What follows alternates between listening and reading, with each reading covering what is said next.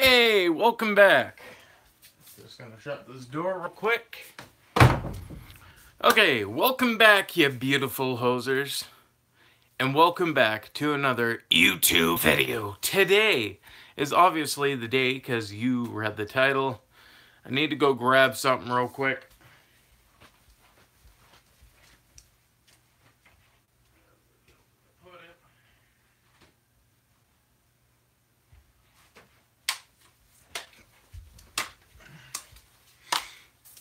Now, the case doesn't have the disc in it because the disc is still in my Xbox from when I was streaming last night.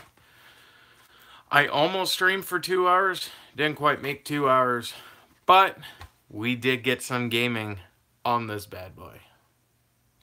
I forgot where the camera was for a second. That's what the front looks like. Then you flip to the back. You will notice that this... No, my bad.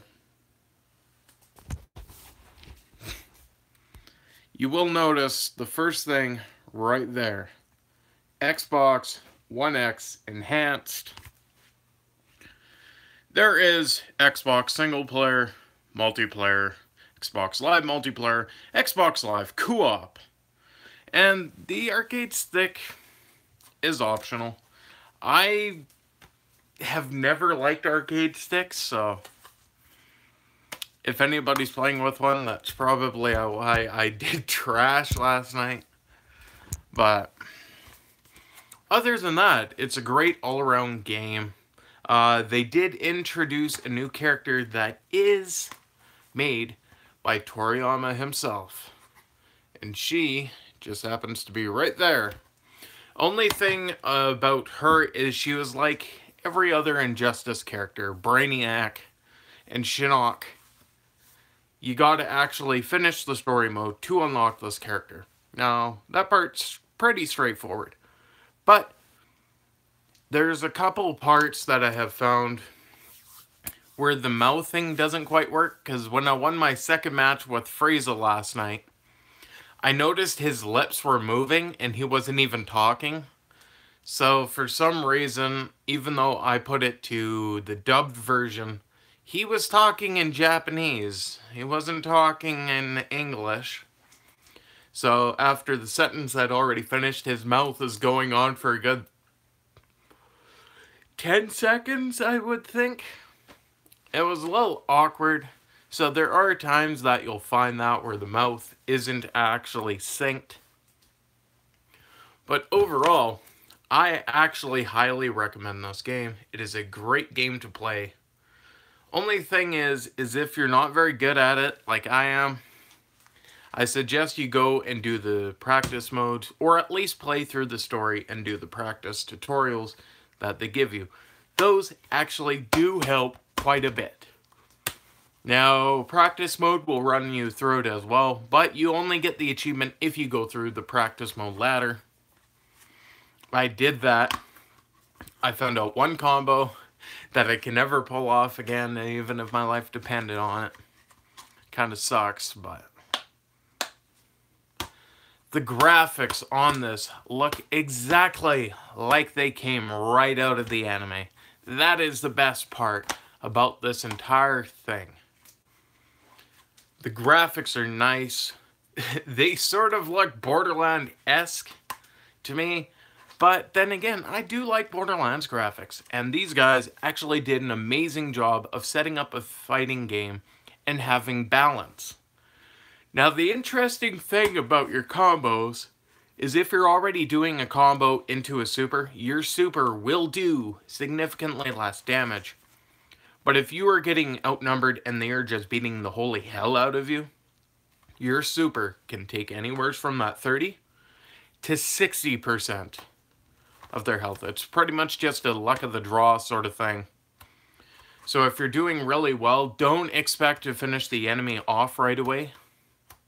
But if you're doing extremely badly, expect to take a large chunk of their health. Now, if you're like me, you have an issue switching out. That's mainly because you're not holding the button long enough. I was throwing assist characters out rather than switching into them, and I found out, because the tutorial doesn't actually tell you this, but left bumper is your first teammate, left trigger is your second. So L1 on PS4, L2 on PS4. So that was kind of interesting to know that they actually signed it. So, no, this is my right. This will be the left hand on the controller. So first teammate, second teammate, and it alternates between the two. But it took me a while to figure that out, and as soon as I was actually able to switch characters, I started dominating. Now, this other guy I was facing was having the same issue as I was at the very start. This guy was 0-3, had never won a single match. I was 0-4. I ended up beating this guy twice. I was happy about it. Mainly because I had figured out the physics of this game. The physics are a little clunky at the very start if you don't know what you're doing. But after a while, you're going to be like, okay, I can do this move into this one, keep them in the air, use my super, and then just burn a meter, do this. The only thing I haven't figured out is the entire teleporting yet. I did it a little bit on stream with hit. That's mainly because I was screwing around with buttons, trying to figure out what was what. So I haven't quite figured out the instant transmission yet. The guy that I was facing actually knew how to do it. So in that aspect, he had the upper hand against me, but he still came up short. Just like I did the last two guys that I had fought. Overall, I played 8 matches last night. Only won 2. Yeah. I'm bad. But I plan on trying to get better at the game. That way when I'm streaming it, I don't look so dumb and boring as hell. But it's really great overall game, and they actually created a lobby that isn't simultaneously crashing like it did in the beta. They actually fixed that with the patch that they sent out. I think it was 3.9 gigabytes or 4 gigabytes, something around there. It's quite a large patch that they sent out. But overall, the game just looks great. It looks straight like it came out of the anime. The voice acting is really good on both parts, even though I don't like the Japanese cast, for the simple reason of I do not like listening to Goku's voice. That's the reason why I prefer the dubbed over the subbed on that one. But overall, it's just a great fighting game experience. It's easy to get into. It's not very difficult to learn. After you figure out what you gotta press, it's like, okay, now I can do this while opening up this. The only thing I will say, though, is if you are unaware how to block, that's a major issue with this game, because it has the same mechanics as most 2D fighters, where there's no specific block button. So that's something you gotta watch for yourself. So you gotta pretty much distance yourself from everybody else, and if you're like me and you notice somebody spamming, I end up spamming back, because that's how I am. If I notice the first thing doesn't work, I'll try using it against you. But overall, should you buy this game? If you're a big fan of Dragon Ball and you love fighters and you actually wanted to see a 2D fighter that did Dragon Ball justice, this is the game for you. If that's the case, you should buy it. If you are a casual fighting game person, should you buy this? That part I will say, if you're playing online, maybe not, because I don't think you get much use out of it if you were only going to play online and get your arse handed to you. Not really. But if you're a hardcore gaming fan of fighters, you should definitely think about spending money on this game. It's $79.99 Canadian, and I think it's about $60 US if I remember correctly, so $59.99 US. Not sure what it is in yen or euro or British pound, but hey, that's only my opinion. So, soundtrack. They actually included some of the soundtracks of the characters' themes. of planets that have been destroyed, and the music just sounds so heavy metal in certain spots, especially after you destroy a planet. It's freaking cool.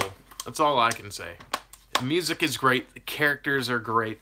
The only thing I wish they didn't do was spread so many Gohan characters and so many Goku characters. I get that they're the two mains, but still, it's ridiculous.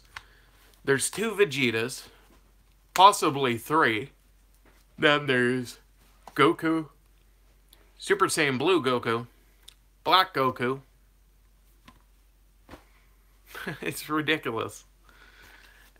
I understand Black Goku has a different moveset aside from the other two, and they have different movesets from each other, but it's literally character clones. I wish you could just turn blue off of Super Saiyan, just be able to go through the power levels with Goku. But overall, it kind of makes sense. And then there's 2 Gohans, my bad. Adult Gohan and Teen Gohan. Now, the reason why they did Teen Gohan is because they added Cell into the game. And they wanted to add in the anime effect of Gohan actually beating Cell. So they included that into the game. It's a hidden cutscene. I'm not going to spoil how to get it. But that made sense. Then they added Adult Gohan. That makes sense. But still, I'd rather see that scene in reverse, as in have Adult Gohan do the finishing move, and then it goes back to when he was younger, finishing off Cell. I would have preferred that over having 2 of the same character. Because there's so many great characters that they could use that aren't there. But they are releasing 8 new fighters. And hopefully these fighters are the ones that are the most anticipated ones to come into the game that people actually want.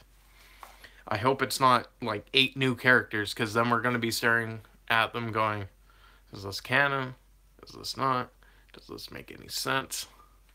I don't know. And finally, my review score.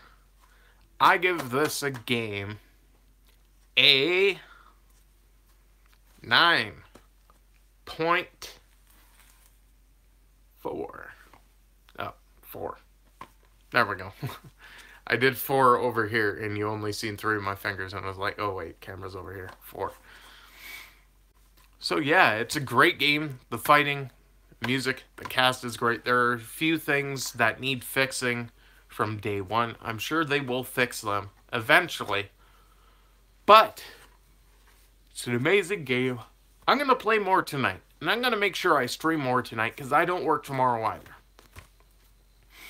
So, story mode, here we come. Let's get Android 21. Oh, and there was a few questions that I had seen over the previous years between the subbed and dubbed. Now, the dubbed American version has changed the character's name to Hercules. I didn't actually realize this till I looked it up, because I was watching Dragon Ball once.